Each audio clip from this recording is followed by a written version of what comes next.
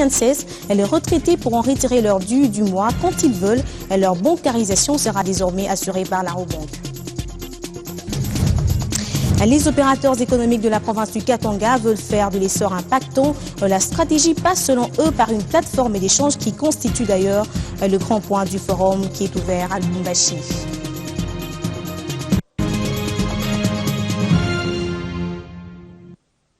Le Katanga vibre depuis ce jeudi au rythme du Katanga Business Meeting. Durant 3 jours, 160 exposants participent à ce grand rendez-vous économique qui a ouvert ses portes dans la ville cuprifère.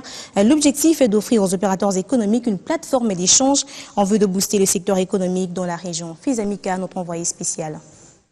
Le grand rendez-vous de la province du Katanga a ouvert ses portes ce jeudi au bâtiment du 30 juin. Ce site s'est transformé en un véritable hub économique en vue d'abriter durant 3 jours la 2e édition du Katanga Business Meeting organisée par Mutual Communication. La cérémonie d'ouverture de ce salon économique est intervenue en présence de plusieurs autorités et corps diplomatiques, dont le ministre national des petites et moyennes entreprises, ainsi que le gouverneur de la province du Katanga. Dans son discours, le numéro 1 de la province cuprifère a salué l'initiative tout en soulignant que cette rencontre est le reflet du dynamisme économique de sa province. Le choix du lieu n'est pas fortuit. La province du Katanga est considérée à ce jour comme le poumon de l'économie nationale, étant donné que sa contribution au budget de l'État est estimée à hauteur de 35%.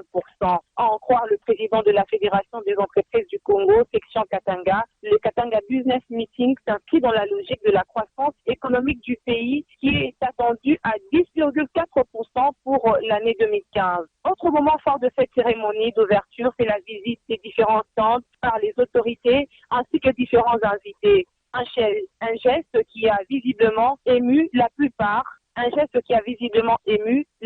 des exposants. Ce salon économique qui met en exergue 9 secteurs d'activité les plus émergents de la région se veut également une plateforme d'échange pour les opérateurs économiques. Il faut dire que le Katanga Business Meeting reste l'une des prestigieuses rencontres économiques de la région qui offre les plus d'opportunités d'affaires, des ventes concrètes, ainsi qu'un réseau professionnel économique pour les entreprises œuvrant au Katanga et en dehors de cette province. Durant ces 3 jours, 160 entreprises devront exposer leurs produits et 5000 visiteurs sont attendus pour le Katanga Business Meeting. Lubumbashi, chez Vernica, Yuan. Agrobusiness pour l'emploi des jeunes, le thème était en toile de fond lors du forum régional d'Abidjan qui a réuni les experts et panélistes du Tchad, du Libéria, de l'RDC et de la Côte d'Ivoire. Belle occasion pour le ministre de l'Agriculture congolais de rappeler la place prioritaire qu'occupe ce secteur dans les pays, une aubaine pour les jeunes en matière de création d'emplois. Bibi Chungoua pour le reportage. Agrobusiness pour l'emploi des jeunes, c'est le thème développé au cours de ce forum organisé par la Banque africaine de développement BAD, forum qui a regroupé plusieurs experts et panélistes du Tchad, de la Côte d'Ivoire, du Libéria et celui de la RDC. Le ministre de l'Agriculture, Isidore Kabomouéou, s'est longuement penché sur l'engagement pris par le gouvernement congolais à faire de l'agriculture la priorité des priorités. En clair, il était question pour ces experts de changer les expériences sur l'emploi de jeunes avec une orientation tournée vers l'agriculture. Chaque expert a présenté la politique mise sur pied par son gouvernement pour booster le secteur agricole et surtout le rendre plus rentable en termes de gains. Ce qui sera une aubaine pour le jeune en quête du travail et souvent candidat à l'immigration clandestine avec tous ses corollaires. Parmi les conclusions de ce forum, la création dans le tout prochain jour d'une plateforme régionale agricole de d'échange d'informations pour accroître la productivité au niveau de l'Afrique. Ces bonnes idées nécessitent d'être accompagnées par des moyens financiers, a noté le ministre de l'Agriculture de la RDC. Et j'ai compris les messages qui nous ont été adressés par l'assistance.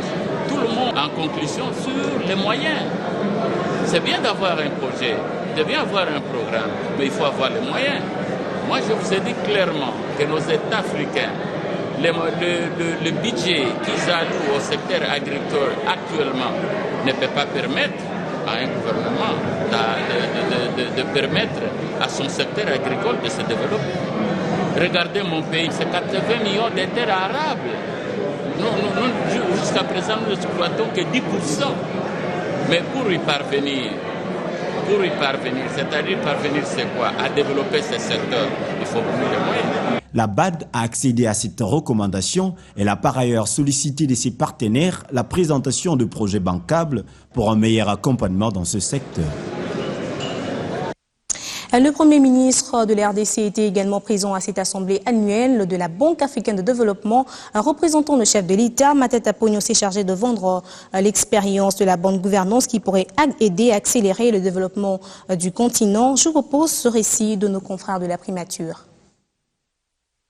La transformation de l'Afrique ne peut se faire qu'à travers les Africains, qu'à travers principalement les ressources africaines.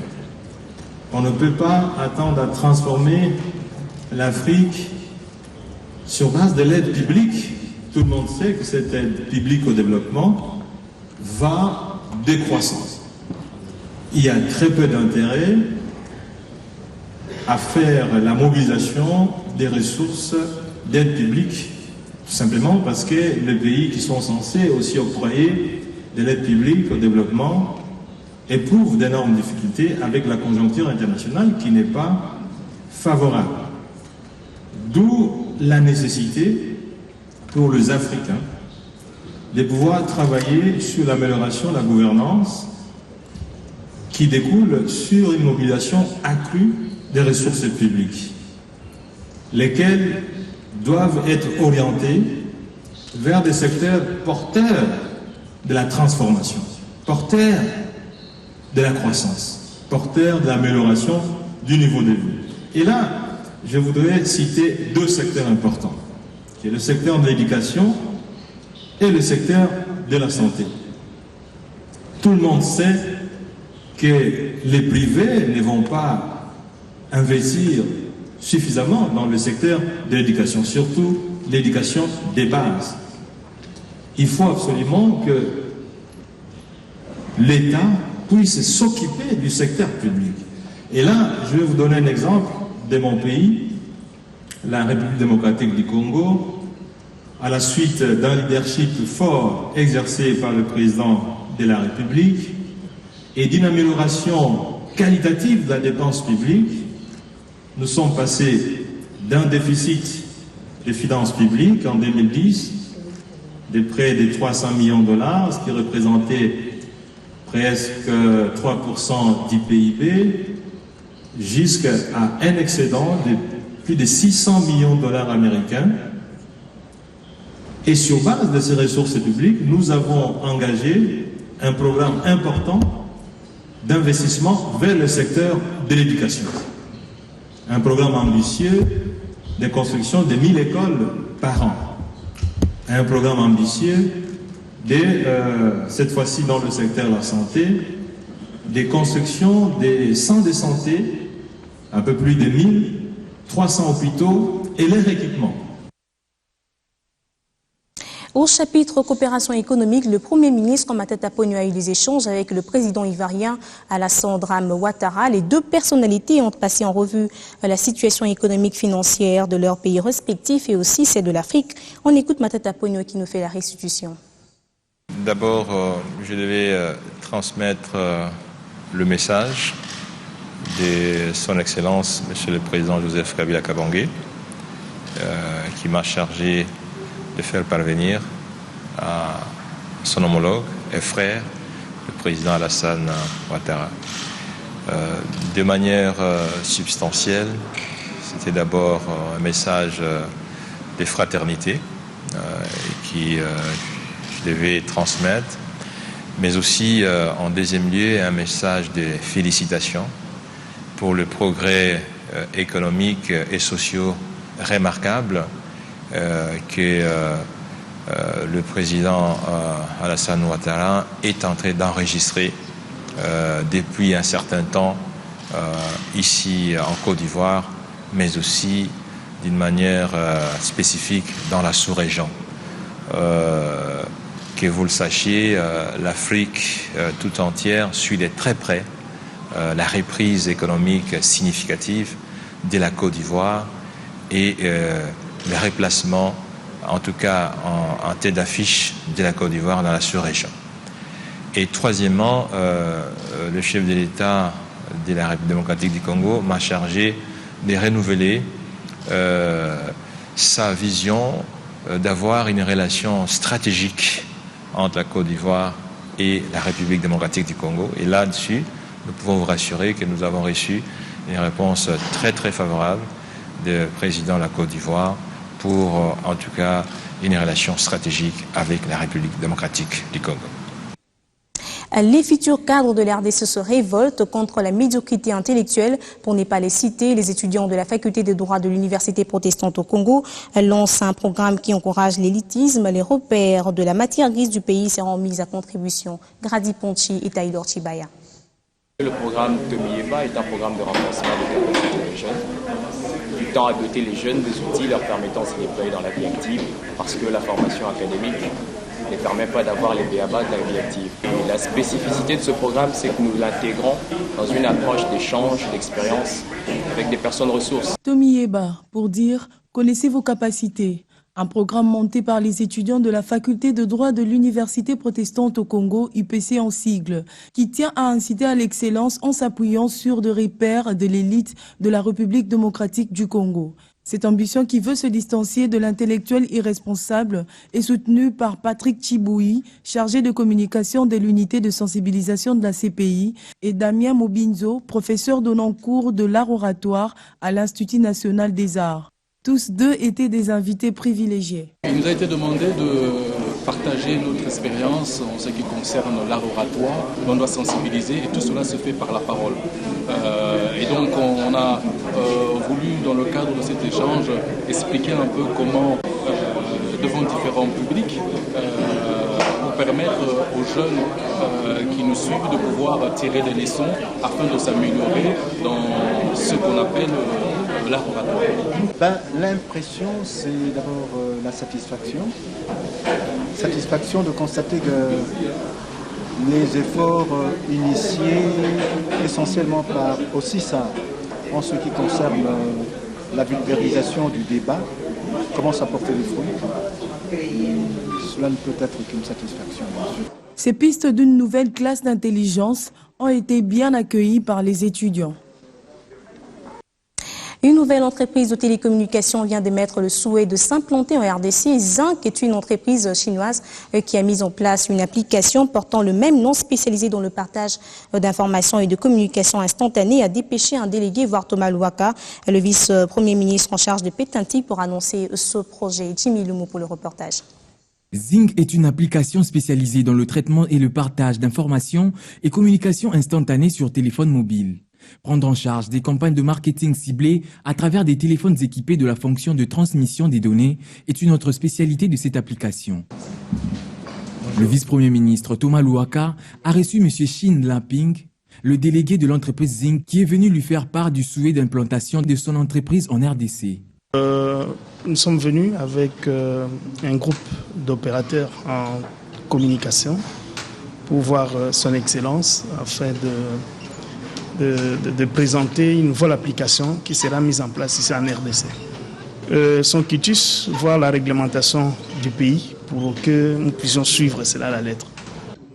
Au sortir de cette audience, le délégué de cette entreprise s'estime confiant de recevoir une réponse favorable à sa requête, présentée au vice-premier ministre, ministre des Postes, Télécommunications et Nouvelles Technologies, Thomas Louaka Losenjola.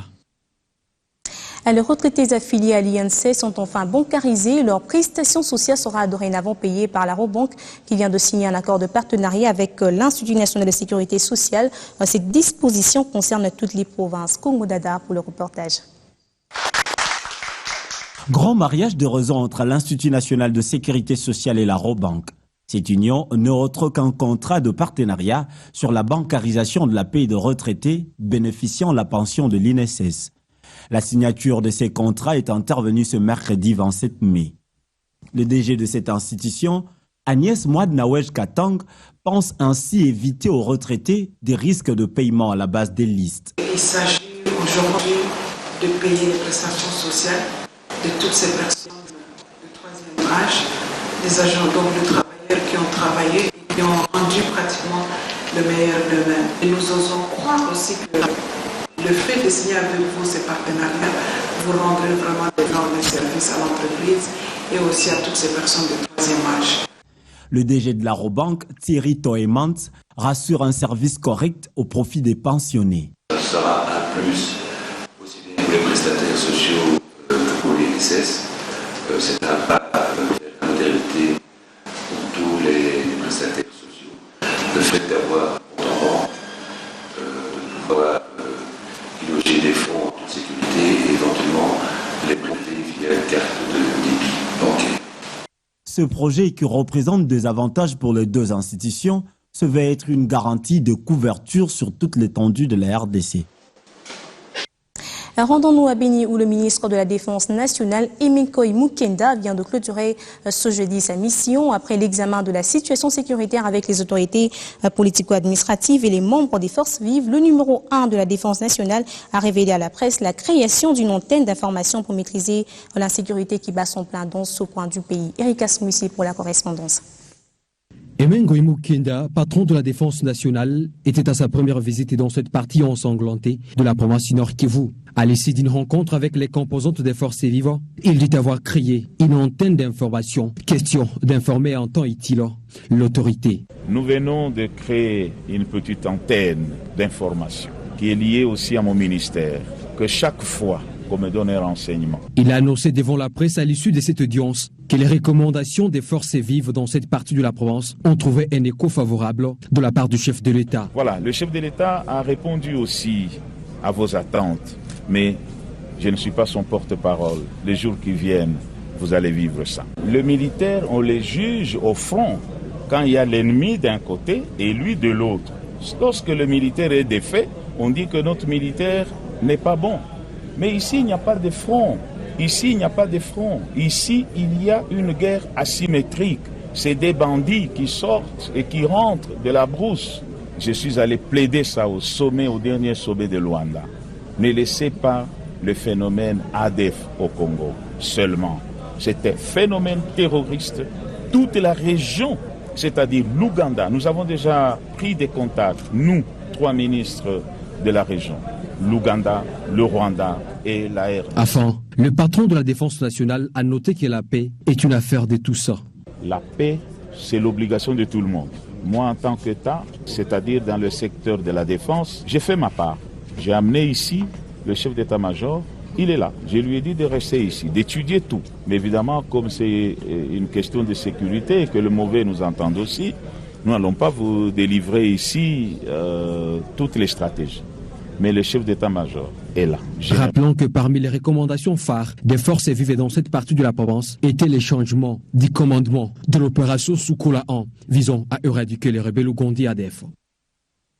Et à cet effet, on écoute le président de la société civile de Béni, Gilbert Kambale, au micro de Erika Smoussi.